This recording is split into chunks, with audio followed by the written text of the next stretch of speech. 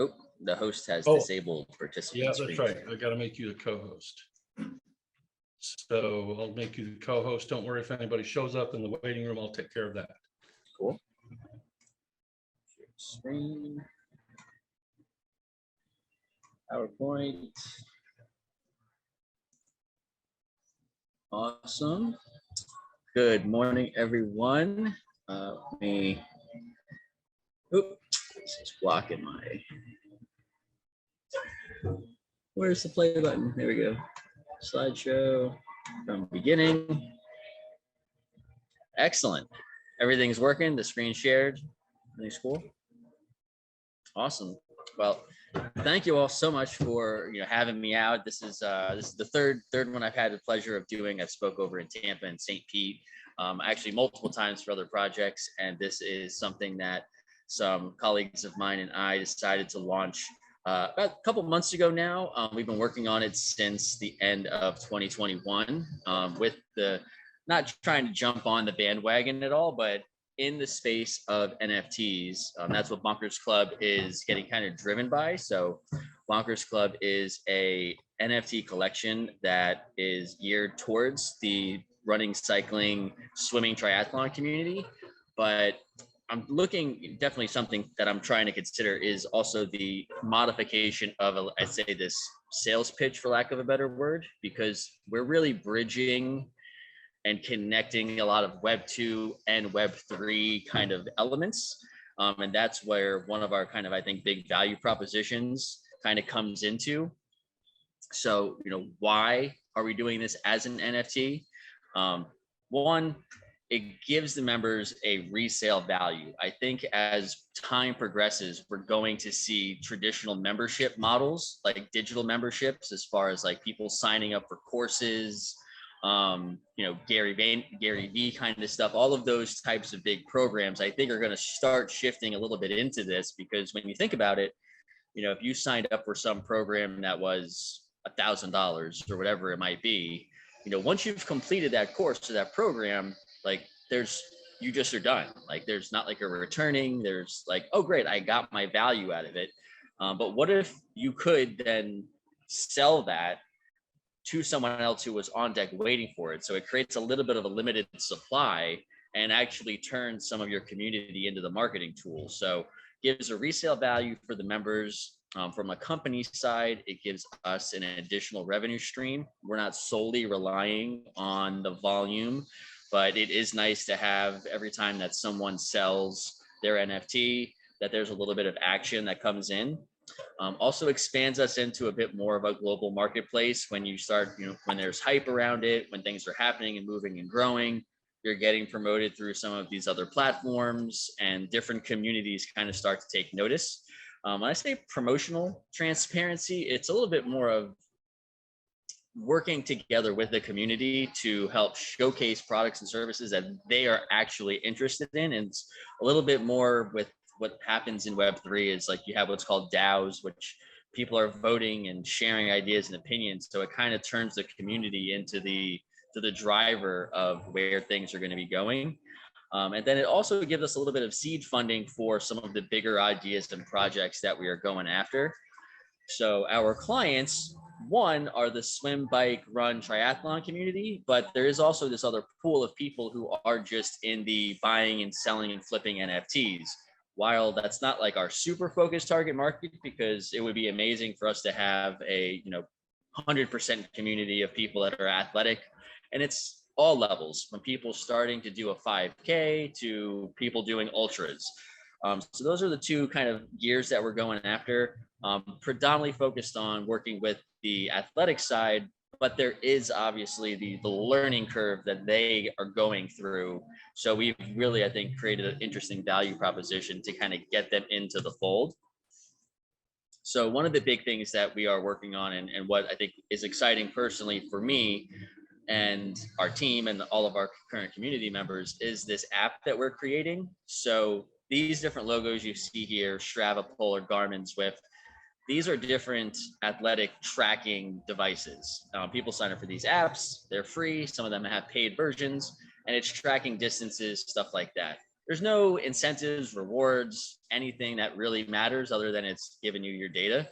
So we kind of figured out a way to, I'd say, gamify / give people the ability to earn rewards with these. And one of those mechanisms is by being able to wager on yourself.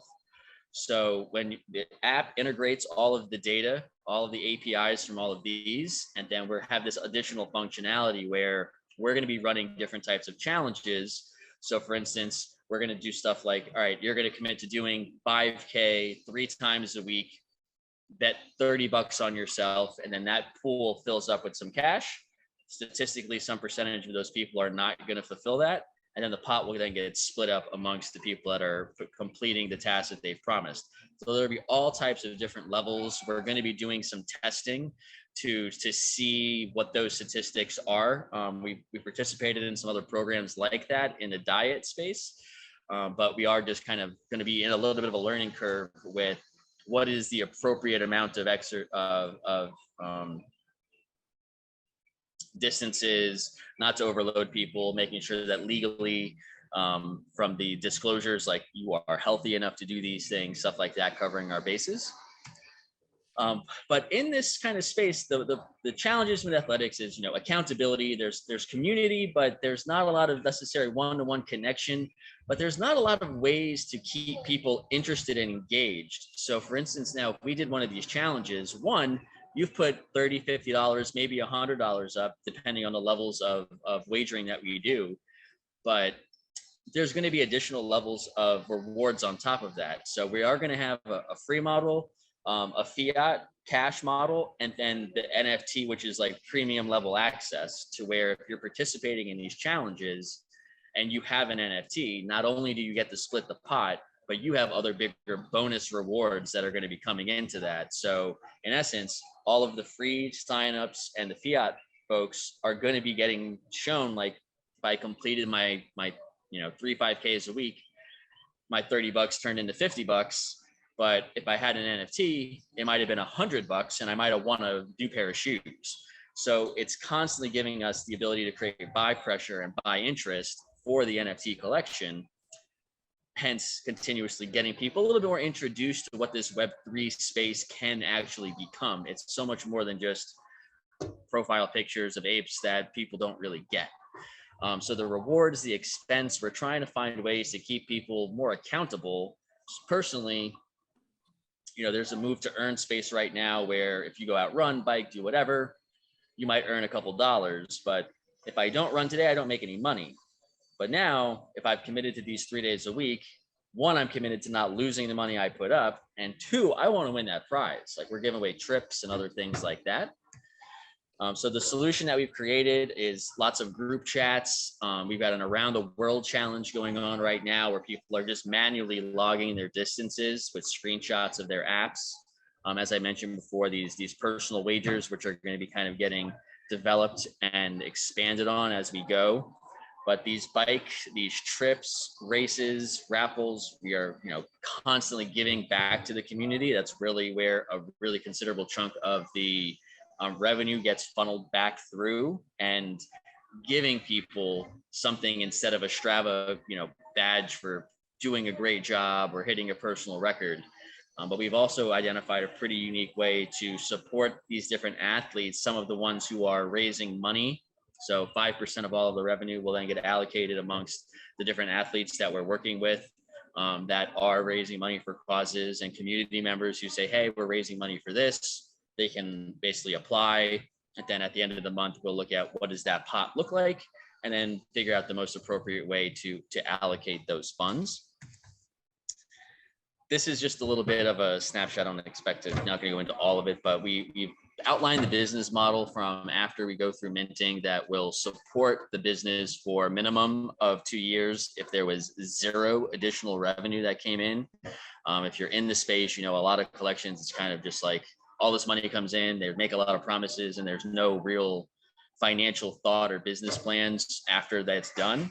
So we really wanted to be transparent. Like, look, all 5 of us are business folks. We've built different types of companies. We get that this is not just like, hey, let's go make a cool picture and let's go. we're stoked about it. We wanted to build something that we would personally be excited about, and that like if I saw it, like I would buy it. Like I'm kind of just designing a community that I want to be a part of. So super excited. Lots of motivation stuff, tons of rewards. I wanted to give away more travel type things. This is a link to our Discord.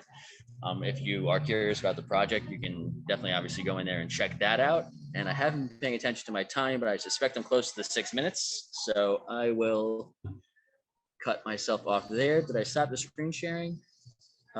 Yes. Yep.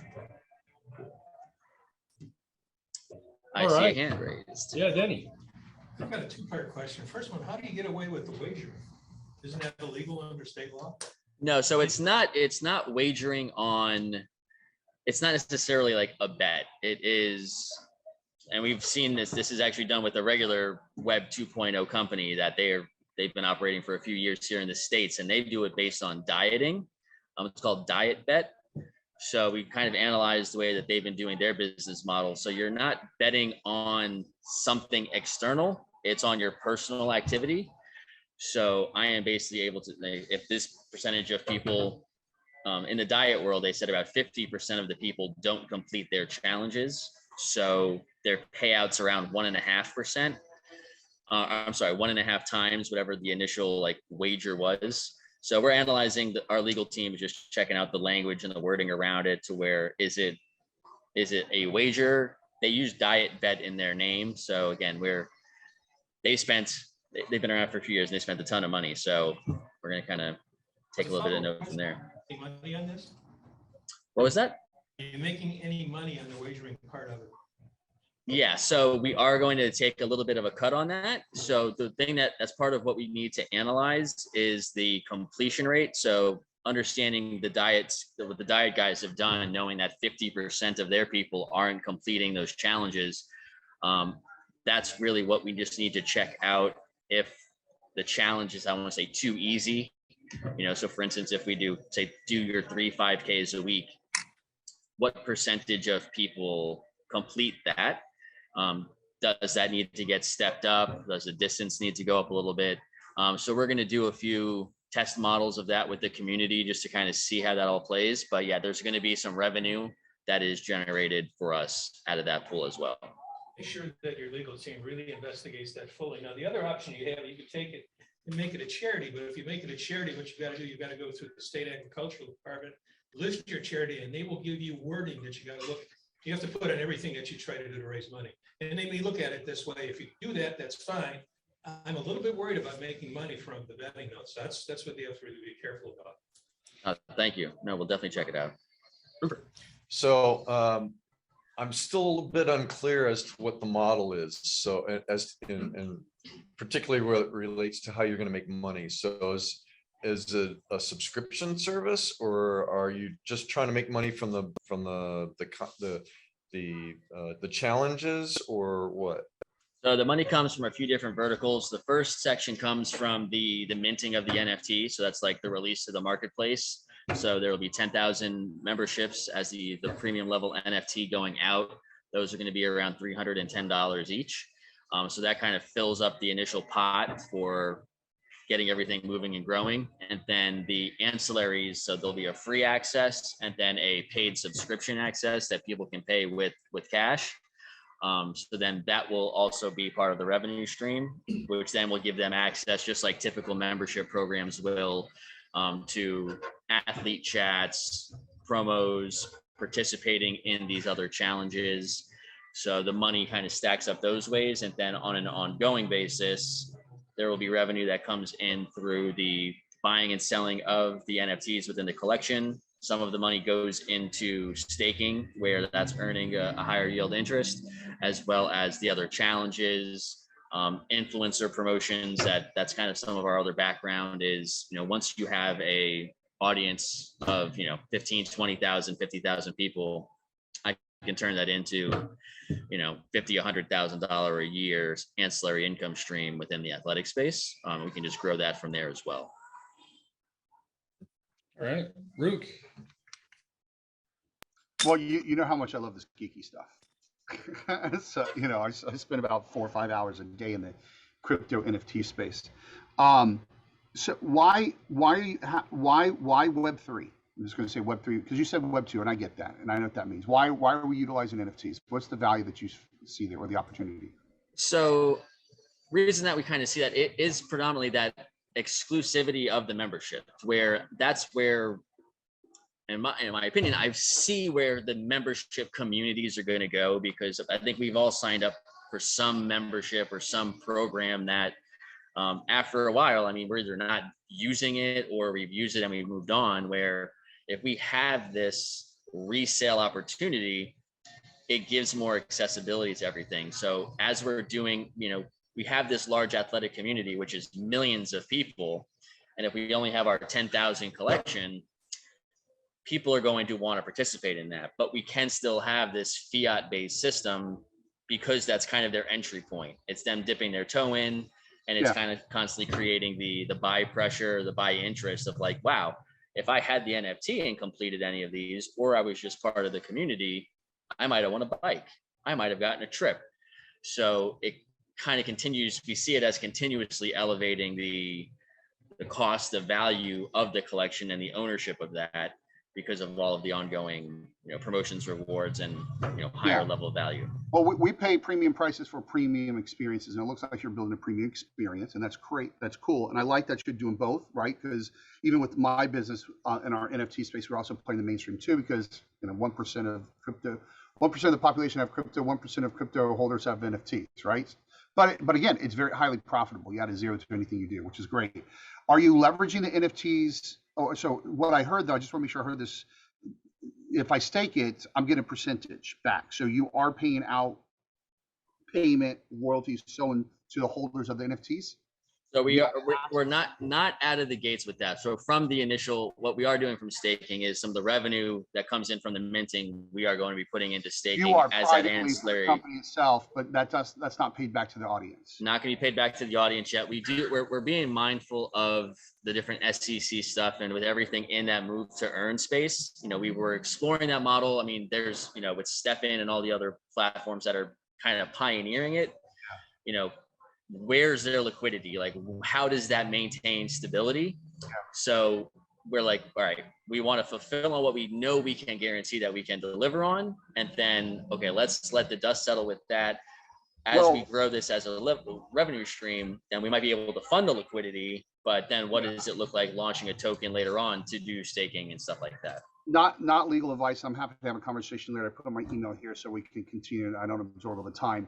But I would tell you this, one of the most powerful NFTs that are going to come out is when they do fall underneath, and I'm just saying this is an answer that you can do, under the crowdfunding rule, which I think we just raised to $5 million here in Florida. I have to check with Russ, but I think that's what we just passed that bill.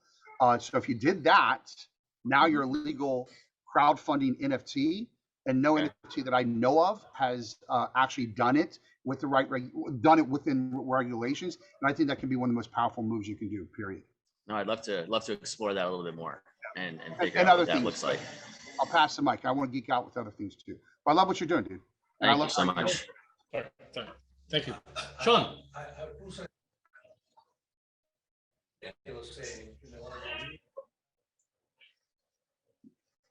I'm sorry, somebody's speaking. Yeah. Think small. Can't hear anything. Can you speak up? Sean, can you come over here? Oh, I'm sorry. Yeah, we didn't hear anything he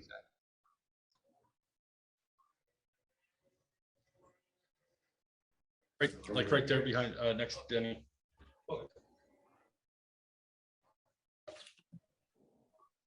Nope. As I was saying. Nope. Yeah, I hear you now. Great. Start over. There are two things. One is make sure legal thing is taken care of. Okay, that's what they said. Second thing is think small.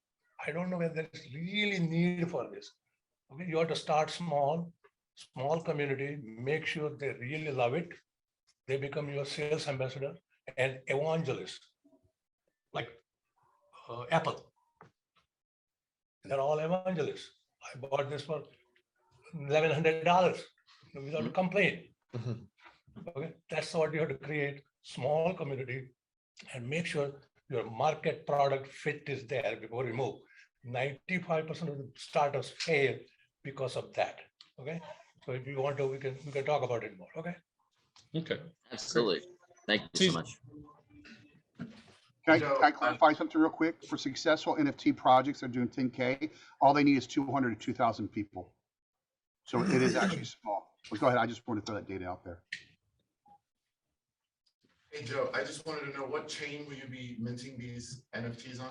So it's going to be on Ethereum. We kind of stopped for a bit and like we're exploring going through the Solana side of things, but accomplishing everything that we're trying to go through, we are going to base it through Ethereum, and then looking at in the future, if we do want to then have get into that move to earn space, we would then probably launch a sister collection that would be through Solana or Polygon, that our existing members would be able to get an airdrop once we had them go register those new addresses. We would just do an airdrop to them, do a second release, but it would be just something, it would be sidelined to this, so where we would be able to do the staking and the move to earn, just because that's not going to be financially feasible from the gas fees and everything if we wanted to do it through Ethereum. You guys already have an OpenSea store where you've listed these ERC NFTs? No, they're not. It's not listed yet. We haven't gotten them in yet. Okay, so you haven't minted any NFTs yet? Correct. We haven't launched the collection yet. We're in community development phase right now. We've been just doing tons of Twitter spaces, community building, figuring out, we added in this wagering component over the last couple of weeks after we did some of the diving into another Web2 company that's been doing it with the diet side, just to figure out how best way to bridge a little bit more of the gap with the athletes. When you're talking with athletes who don't know it. So last question, have you heard of Sweatcoin? Sweatcoin? I'm not familiar with that one. Google Sweatcoin right now, and I believe that the dynamics that you're trying to figure out are how to use data like that so that you're creating a dynamic NFT as opposed to just a static art and giving people prizes that way. So definitely consider looking into Sweatcoin. Yeah, 100%. Also, speaking of minting NFTs, your opening slide, I took a screenshot of the presentation, and I'm going to make an NFT about your NFT presentation. Awesome. Okay, I'm not gonna. Yeah, I've been running and biking for the past 20 years, 3 times a week, some pretty good distances. I'm struggling a little, this is the first time I've seen your presentation, I'm struggling a little bit with what's the exact problem you're solving and what's your solution. So for instance, if I walked up to you and you had literally 1 minute, could you say, hey, Bob, you're a runner and biker, here's what I offer you. So I'm trying to. So great, you're already running and biking. There's no rewards for you other than obviously your health benefits. So if you're already doing that stuff, if you were to be a member of the community, whether you either had the NFT or just joined in as a, let's say fiat member, you can then say, I know I'm already doing this stuff. I'll put up $30 and bet on myself that I'm going to do all these things this month. And as you're already doing the activity you're doing, gives you the chance to share in the pot of earnings that come in at the end, because statistically, again, not everyone's going to complete that. And then in addition, if you had the NFT, you would then be eligible to maybe also on top of those rewards, receive a bike, receive a cycling trip someplace else, things like that.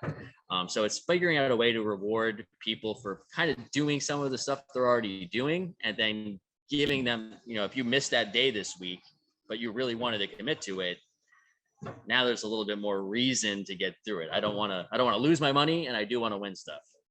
That was a great description. My suggestion is kind of start with that. In your presentation, you touched a lot of other things. If you could start there, I got it. Yeah. Okay, thanks. Right, Thank you.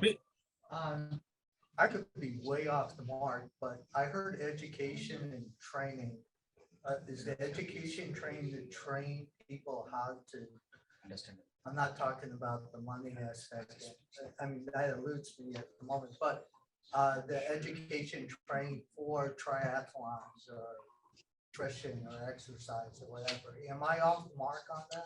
No, you're correct. So we've got some ultra athletes and trainers from all over the world that are participating in the community, and they are offering just support. So we do a weekly call right now in our Discord channel that has people that are starting to, train for a 10K or working towards maybe a big ultra event or something. So we have training calls, and then we have also other private, like smaller group sessions for people that have, let's say, like 10 people are trying to do a 10K.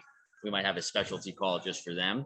But right now it's a bit open-ended and a bit general, talking about nutrition, talking about movements, mindset, tips, tricks, stuff like that. So you guys are gonna get some return from that financially if these instructors teach nutrition for a race or something, whatever.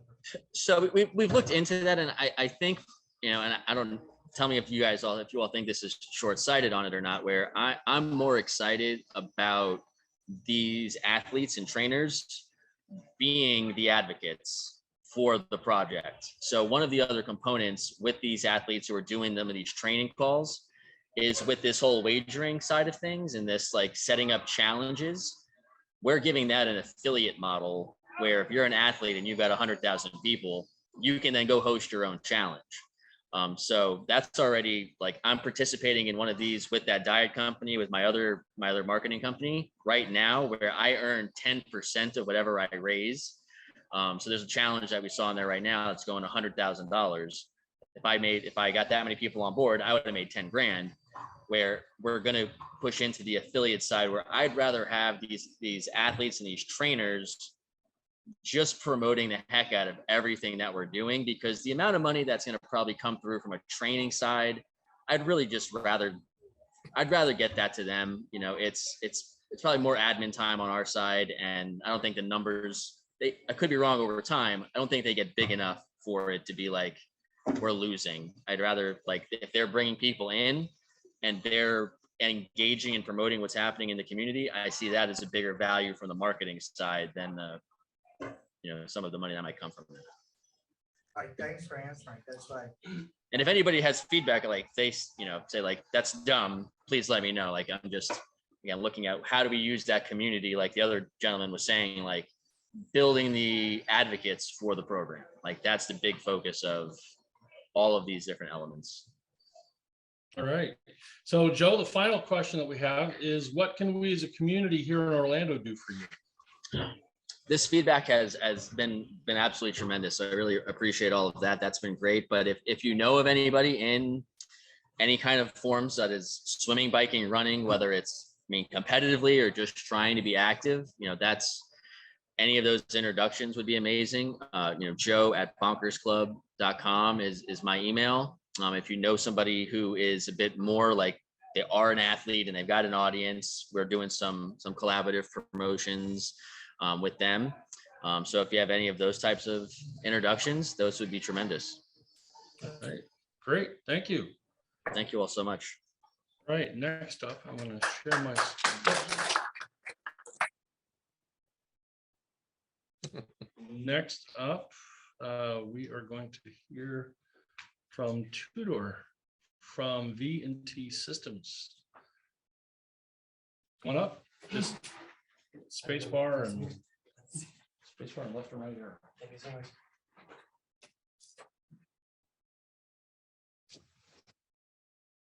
Hello, everybody. We're AvaShop. It's a fashion shopping network.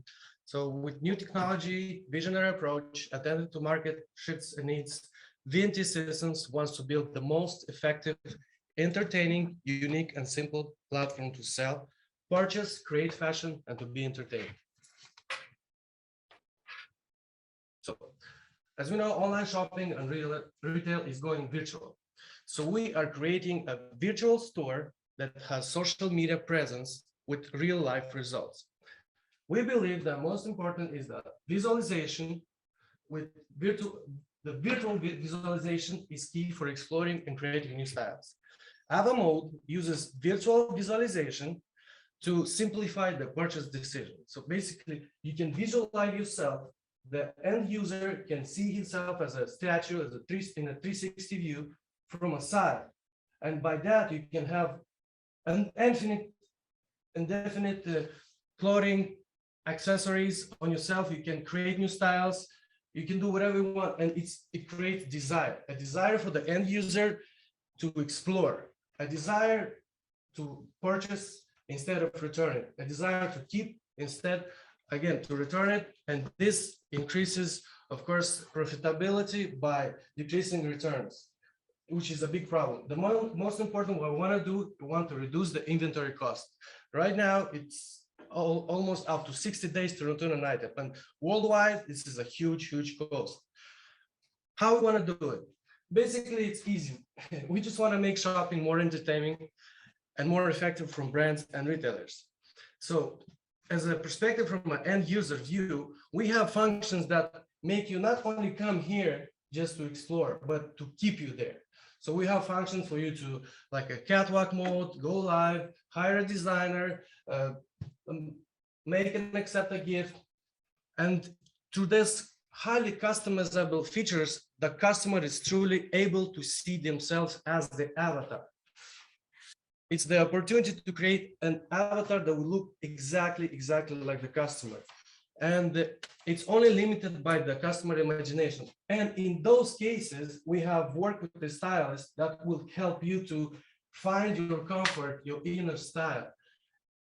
We're trying to create a digitalization of the footwear, a new industry that it's the same as we're going from the CDs to MP3s or from cash to digitalized money.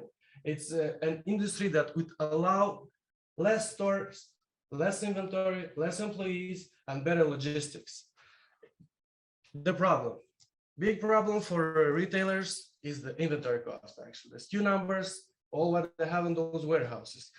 From an end user perspective, problem is that all the social media, all the retailers online, they're all doing practically the same. It's basically, it's not personalized. It's a picture of somebody else, a video of somebody else. It's not you in there. You don't see yourself as you would see through Alpha mode, like in a mirror, visualize it.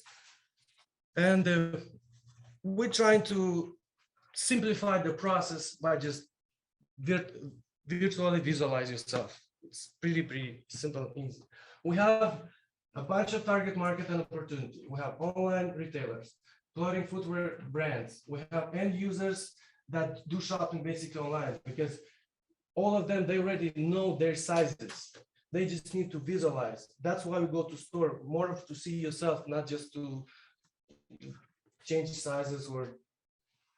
So we have fashion people. We have families because we have an option that you can have more than one avatar. So as a family, let's say my wife shops for me. He just takes a picture, makes my avatar, and he creates, she can shop for myself or for my daughter or for friends.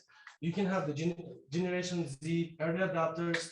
And we know that the market is getting prepared by Meta Corporation. But the issue is that they are saying their technology is going to be ready in 5-10 years from now. And it requires 3D glasses or augmented reality. It requires a special environment for that to work properly. Our app is ready now. Our technology is ready now, and it's mobile. People are ready for mobile. You can use it anywhere, anytime, by anyone. It's now. It's happening now, not in 5-10 years. Maybe Meta, they see a vision, but it's ahead. We need to focus on what's now. What can we use now? What can we do now? So the solution, first, it's AvaShop, fashion shopping network. And the way we want to build this app is to be a platform that has functionality of a social media for the end user and a software as a service for the key partners. And another solution is digitalization of clothing, footwear, accessories. So we can use it on more platforms. We can do unlimited things with it. And AvaShop is the use of technology to simplify, to excitement, shop, explore, and create. Also, when we created this app, we figured out that, of course, the most important is the revenue model. So it's multifunctional. We have, most important is the affiliate programs. You get the percentage for every unit sold, every sale. We have sales to retailers and sales to end users. Sales to retailers, it might be monthly fees, pay-per-view, or minimum monthly fees. Sales to end users, we have customized SAMs, like you can change the fitting rooms, right? You can, maybe it's Christmas, you can see yourself in Santa Claus house, or you can even see, you want to see yourself in a restaurant, you want to purchase, you already visualize yourself in a clothing that you're going out in a restaurant. You can see in that environment, which helps you actually better to make that decision. You like it or you don't like it. We can have advertisement in our platform. We can place banners in fitting rooms also. So we can make a customized fitting room for a brand. And in that customized room, we can have a banner from somebody else. It's kind of interesting. Ava TV, we meant to have an Ava TV for the future to stream fashion, or even have an education programs, like somebody wants to learn how to be a fashion designer or how to draw related to fashion. We can have actually educational programs there too, accredited from other institutions. We can have banners and signage on the catalog mode function also. Catalog mode function is very easy. It's animated function as you would work in a fashion catalog, which allow for brands, let's say, to create avatars for their models and to make online streaming with unlimited clothing. It's easier for them. And you can be as a user also a fashion creator. Stylist service commissions and 3D scanning services. So that's very important because we're not only gonna digitalize, we can offer services to scan those items to put them in our database. Because you can use it, you can put it in our database, or you can put it in our other platforms. And traction of additional. So basically, when we want to release this on the market, we want to utilize the most important feature, which is Ava mode. That's when you create and you see yourself. We want to do that so we can test the market the most effective way. And our strategy is to take top 10 most loved brands in USA. From each brand, we pick 20, 30 items, which are top selling right now and most wanted. We include that in our database, and we just give people what they want. We want to bring them here, and they know it's something that not 2, 3 years ago, but it's what's happening now. It's all about now and future. So we can have our logo in the key partner website, letting people know that they can actually go download the app and visualize themselves. That's the beginning. Of course, advertisement, search engines, Apple's app stores, Android app stores, and our direct store. What's important we need is to increase our IT team. Everything what we've done, we did a small team, but now we need to go big. We need the next step. That's why we need investments. We need fashion designer, marketing team, finance, and accounting department. Our competition is Amazon, social media platforms, retail, online websites, online shopping, and mobile applications. Basically, it's everybody. But the thing is, it's everybody, but in the same time, everybody's doing the same thing. So they try to compete themselves by just different way of selling with, same candy, but different brands or different. We're trying to shift everything to make it effective for the end user and for the retailers. And that's would be the investment and use of funds, hiring staff, advertising, front structure, office, legal expense, inventory. And let's not forget that imagination is more important than knowledge. Knowledge is limited, imagination expands the world. Thank you.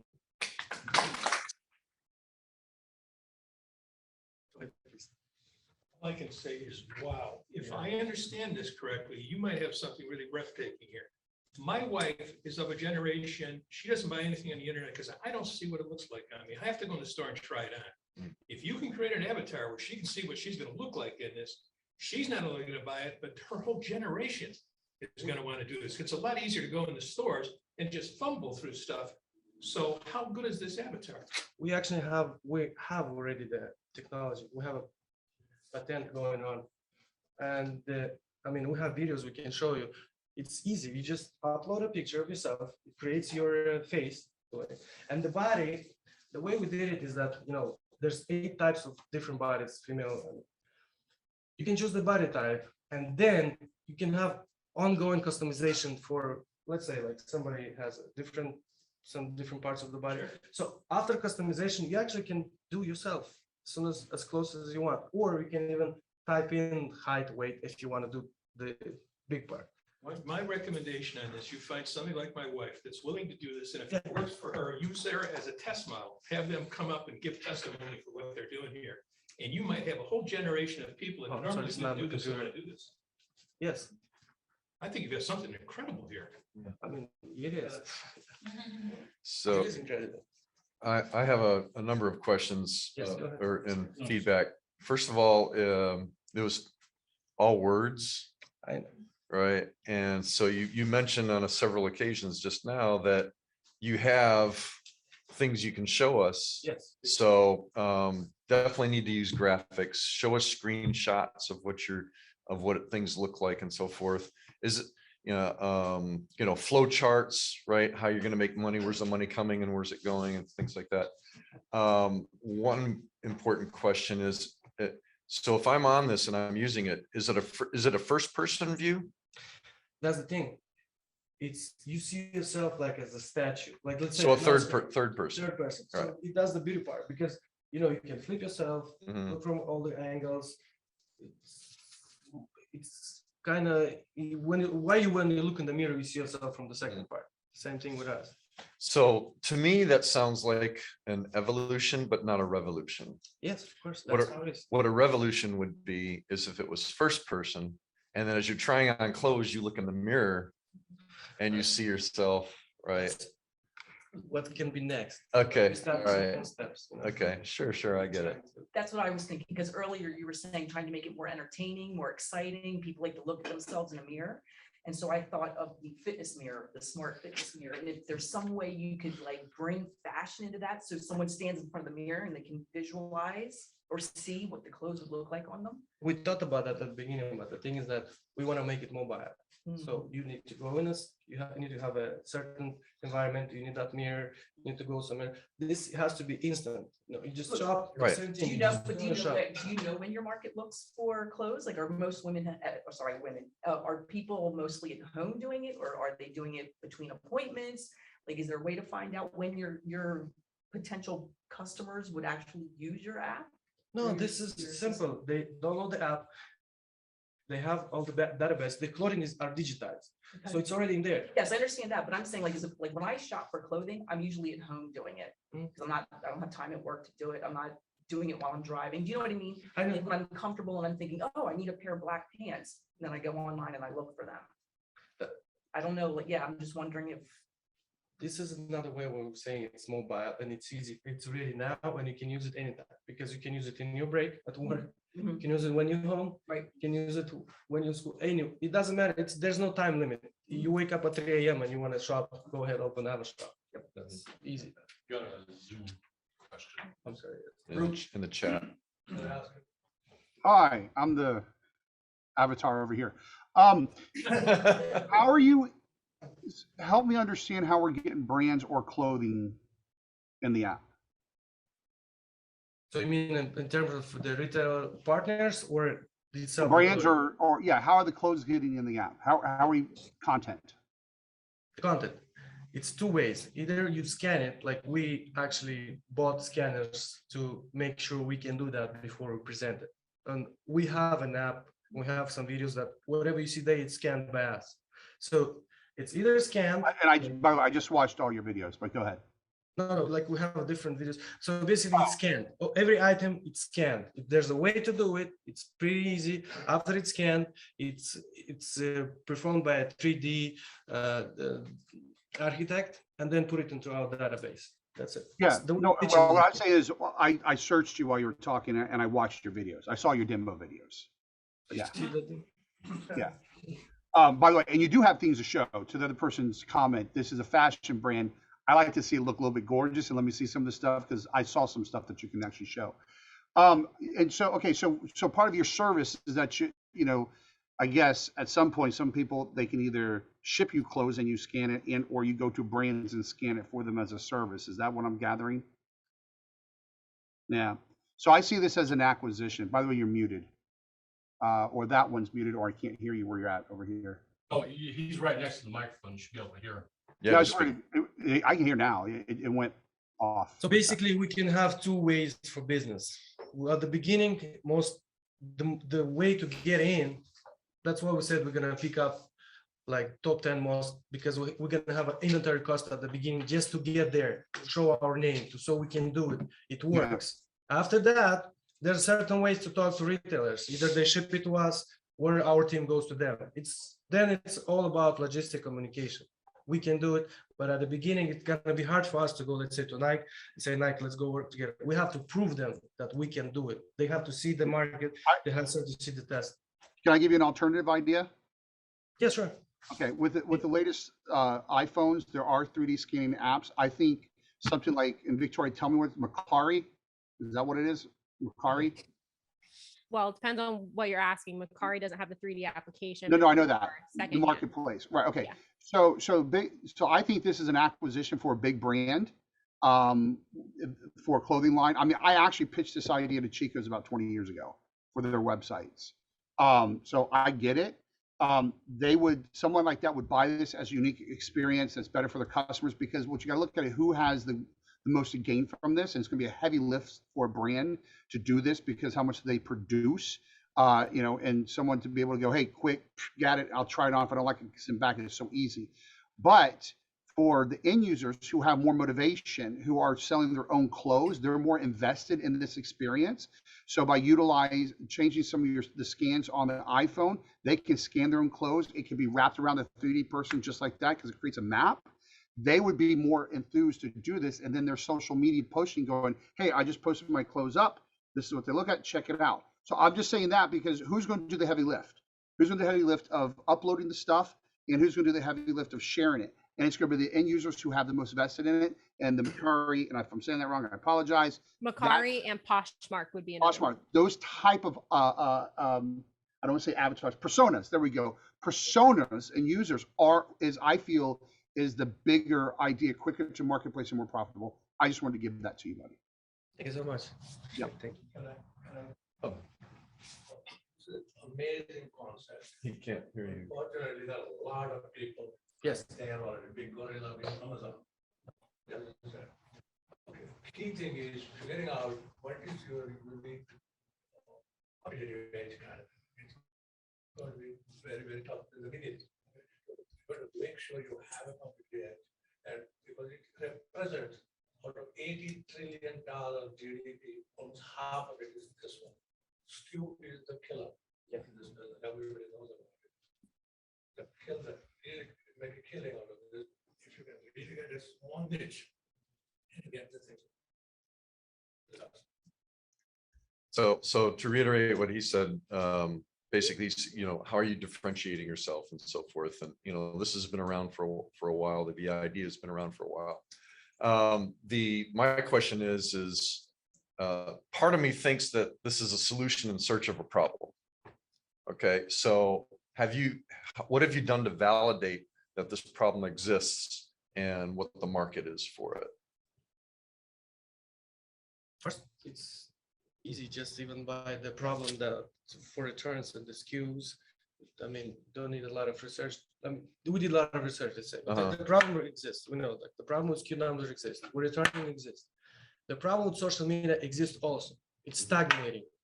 There's nothing. Everybody's trying to cheat, copy, do the same thing. What we've done, like when you look on YouTube, our video, everything that you see in that video is done by us. Like all the clothing are there. It's been scanned by us. The codes that are making the avatar and the clothing to put on the avatar, it's made by us too. We tried at the beginning not to try to sell a beautiful story. We try to, that's why you see like the presentation, because we focus on whatever we do, we need to make sure we can do it. And then say about it, tell it. I get that you're trying to provide people a new experience in shopping. Okay, I get that.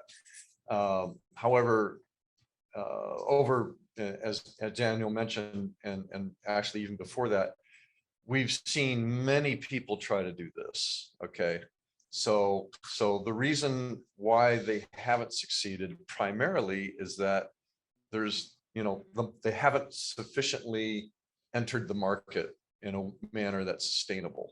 Okay, so when a lot of people do confuse assumption with validation. Okay, and what you need to do is certainly if you're looking for investment, or if that's in your horizon, then an investor is going to say, prove to me that this is a problem and that you have a solution for it. And the way you prove it is to say, for example, that the easiest thing to do is say, we put out a survey, we've got 1,500, responses, and 51.2% of the people who responded say this is something that they would purchase or something along those lines. We actually had that, but Oh, okay. we don't point out because for us it's kind of, we want to make sure when we prove it Yeah. to be it in more realistic way, because let's say we say it, yeah, they say they like it, but when they see it in their face is different. So we actually basically Understand that. we not just show them the video, we give them the phones, Mhm. so he can actually go in the app, search, browse, create, and get used to it. Okay. And they're like, oh yeah, wow. And it's not our friends, it's people, a lot of people. Show that in your presentation, and then that would be a lot easier for us to understand. Okay. I think one last. Public is there. Yes. Amazon is way ahead of this. What you need to do is find a niche for you and create a community and let it go then from. Nike is there, everybody's in there. It is a $40 trillion business. Consumer goods, anything and everything. So, Mitch, I know you've got a question. I would suggest you get with Tudor afterward, because I have the final question. And what can we as a community do for you? First was thank you for your feedback. Every experience, I actually got some ideas what to do when I go home. Mhm. And we can maybe networking to maybe find some IT companies that would like to take shares or stakes for developing or go in the market. That's the main problem for us. Okay, I know we've got them here in the community. I would suggest coming back, Okay. becoming a part of the community. Mhm. You get to know the people, you get to know the people who know the people, and that's going to be a great way to find all these people, is to continue to be a part of Windmill Caps. So, Thank you so much. All right, Thank you. thank you. Goodbye. all right, I'm going to share my screen one last time because we're down to a minute.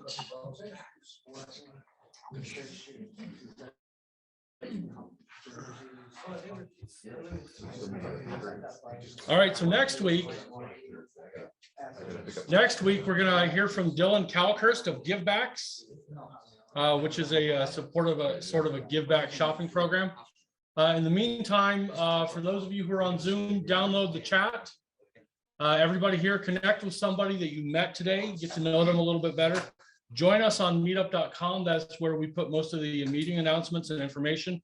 We do have an attendance survey for you to take. Not did you come, but rather when's the last time you came? Why did you come? Why didn't you come? Things like that. And that's going to be in the upcoming email that you'll get today about next week's announcement. Yeah, it's probably a good idea to put it on the presentation slide.